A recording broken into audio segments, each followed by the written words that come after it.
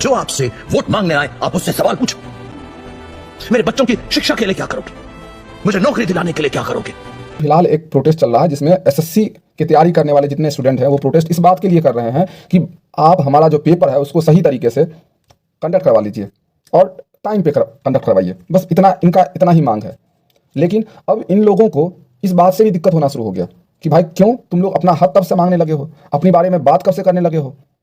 तो मेरी खुद की हालत ये हो गई कि मैंने कल रोते रोते पापा से बोला कि पापा मुझे दिल्ली जाना है 2 दिन। तो पापा ने कहा कि क्यों, मैंने कहा पापा आंदोलन है, सर बुला रहे हैं।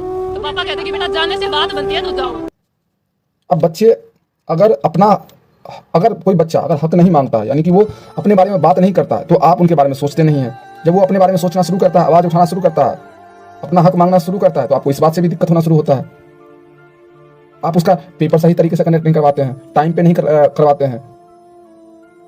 कोई बच्चा सोचिए 3 साल 4 साल से तैयारी कर रहा होता है, इस उम्मीद में कर रहा होता है कि आप एग्जाम करवाएंगे और इस एग्जाम को देख करके वो जो है जॉब लेगा जिससे कि उसका जो जीवन स्तर हो सही हो जाएगा। मेरी माँ मेरे से बहुत उम्मीद करके बैठी हुई है कि बेटा तुम्हारा इस बार सिलेक्शन हो तो जाएगा ना। मेरे नाना नानी, मेरे सारा घर परिवार, मेरा गांव समाज सब मेरे से पूछ रहा है, लेकिन मैं उनको कैसे बताऊं कि मैं सिस्टम के शिकार हो चुका हूं, क्योंकि मेरा ये सेकंड लास्ट अटेम्प्ट है। अगर मेरा इस बार नहीं हो पाएगा तो मैं किसको मुंह दिखाने लायक हूंगा।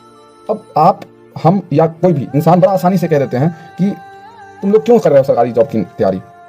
भाई सबके पास वो सारे व्यवस्था नहीं है। मेरी माँ में 1.5 लाख रुपया हर बार से लगता है, कहाँ से लाएंगे?